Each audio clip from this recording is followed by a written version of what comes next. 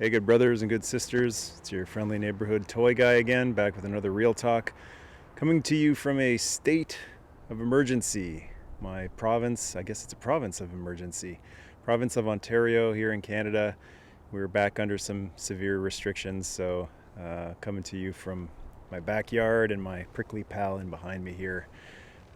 If you are in the same situation, just remember don't hole yourself up in a basement, as much fun as basements can be sometimes. Make sure you get some fresh air and some sunshine, even if it's just by a window. Make sure you remain in light, figuratively and quite literally. The Real Talk today, I wanted to talk about the right direction in terms of sometimes you don't always know what to do in certain situations. And I know many times throughout my life I haven't known in what direction to go in, but one of the greatest guiding forces of my life is to know what direction not to go into. And now that I'm quite a ways into my journey on this little blue planet, I have a lot of faith in my technique of going in the opposite direction of the people that I think are going in the wrong direction. I guess when you're younger, you really want to have things all figured out. You want to know, especially like immediately at the drop of a hat, what to do in certain situations. It's really important to have a good moral code in place that'll guide you in certain tough situations, what you should do and what you shouldn't do. But the truth is, sometimes decisions are really difficult in life. What to do, if you should even do anything. Sometimes doing nothing leads to the greatest somethings, as one very wise Pooh Bear once said. But I find myself a lot of the time finding my path, creating my code, both the list of things, the code of things to do and the way to behave and not to behave, has been formed by not doing things that I feel as though, for me personally, aren't the right thing to do. So a lot of the reactions that I have, or non-reactions to situations, are based on closely observing what other people have done in those same situations that really don't hit the right nerve with me. They don't hit the right chord. I don't always know what is the right thing to do, and it's certainly in this day and age, it's hard to find infallible heroes, people to pattern your life after, and to think to yourself, what would Optimus do? What would Gandhi do? What would Jesus do? And unfortunately, it can be a little saddening sometimes when you do get those real life superheroes that most of the time seem to know exactly what to do in every situation. Some fool comes along and puts a bullet in them, and that kind of discourages more people from trying to really go above and beyond and be a real life superhero. But what works for me is when I see someone do something, and I'll give you an example here. Like on the internet, when people do this thing where they'll take a screenshot and they'll post it and they'll say, look at this horrible thing this person said to me, or here's another thing, and some more well-known entertainers do it, reading mean tweets. Have you seen this, where like Fallon and some of the other late night hosts will get celebrities to read these awful things that are, anyway, when I see that, as much fun and as funny as those can sometimes be, that's what I'm talking about when I say it hits the wrong chord with me. I go, something's not right there. Our time on this planet is short, and for some people it's a lot shorter than other people too. I guess some people who have come from a long line of people who live into their 80s and maybe even 90s, maybe they don't really know how short life is, but I guess in a sense I'm blessed to be from a family that quite a few members haven't lived into their their 70s, their 80s, their 90s. So even as a kid, I've always had an appreciation of how short life can be, I mean, I had an uncle who passed away in his 20s, so if that doesn't tell you every day counts and is precious and every moment is precious, and be mindful of how you spend those precious moments, I don't know what will teach you that lesson. So when I see people wasting their time doing stuff like that, I go, okay, don't do that. And I have certainly had my opportunities as my channel has gotten more viewers and has gotten so many amazing people. I've met so many fantastic, amazing people, kind, supportive, generous people. Not just fun people to hang out with, but people who have supported me in my most difficult days over the last couple of years.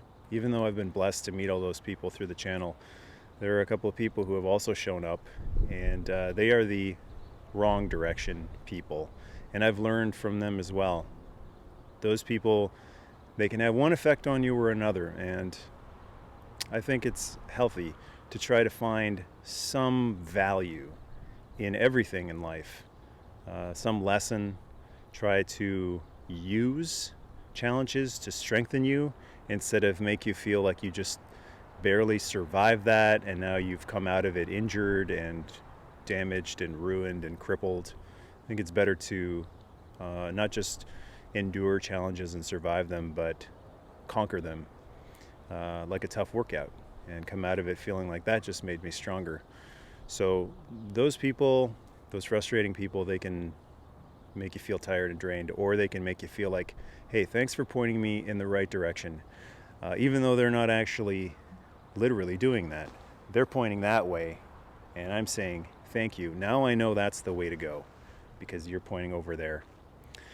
A little food for thought, a little snack for thought maybe, but something that I always think about when I see those people that, and different strokes for different folks, but I think it's very important to listen to your intuition, listen to your conscience. It will show you the right way, and the whole point of this Real Talk is that intuition and that conscience won't necessarily always lay out a very specific plan and tell you what needs to be done in whatever difficult situation you're in, but it will give you a broad general direction. And the broad right direction is a very, very important direction to be heading in. You might not get there the fastest possible method, but as long as you're going in the right direction, you will eventually get there, and you won't end up going off a cliff or going into the deep end and not being able to swim your way out of it. So, something to mull over, something to wrestle with, as Brother Love always says. So thanks a lot for listening. I hope this finds you well, and I hope it maybe strikes a chord with you in a positive way. If it strikes you in a negative way, then by all means do what I've been talking about and go in the opposite direction that I'm going in if what I'm saying and doing isn't vibing with you. But for the people that don't vibe with me, mainly because things that don't really work for me, people being overly egotistical or selfish or rude, people fighting and feeling as if they accomplished something by being hurtful and harmful to other people. That doesn't work for me. That's never worked for me.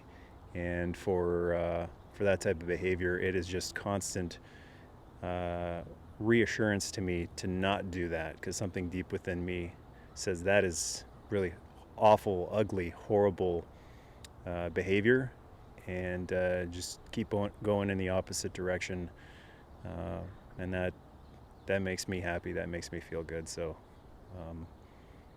hopefully that's some reassurance for you as well, if you're wired that way as well. Thanks a lot for listening. I hope everyone else who's in a similar state or province or country or island of emergency, I hope you're keeping your spirits up and take the time to focus on your passions, your hobbies.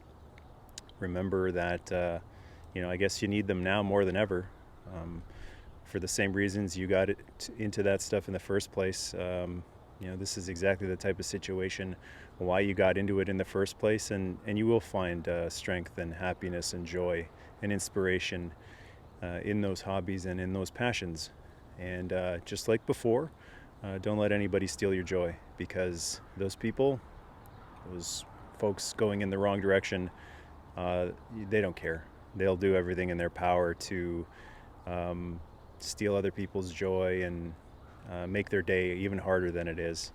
Now is the time to try to lighten people's load, help them along, and if you can't help them along, just stay out of their way. So I hope this helps your day. Hope this lightens your load a little bit, and I certainly appreciate all the fine, good brothers and sisters out there lightening my load and helping me through it as well. Really appreciate that. All right, folks, hope you have an awesome day, awesome night. Keep on keeping on till all are fun, and Nerdmas Day.